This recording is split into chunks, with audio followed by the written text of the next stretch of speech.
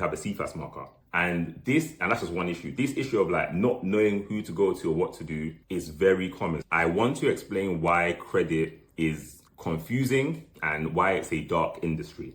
So again, I said that I've done a lot of research into credit and finances in the UK.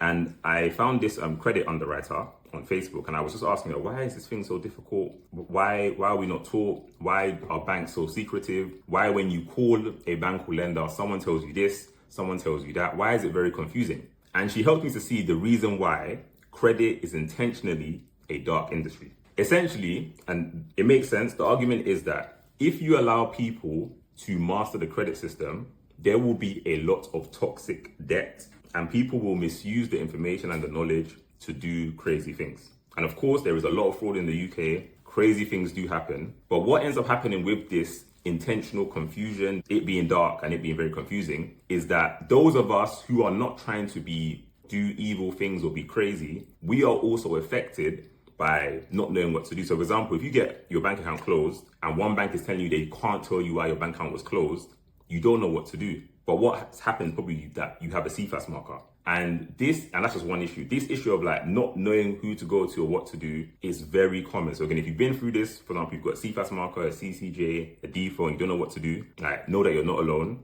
And know that in the UK, credit is intentionally a dark industry. And this is the argument why. But what I'm not a fan of is that for those of us that are trying to just literally, buy a house, grow our business, get some credit cards for reward points. Those of us are trying to do good.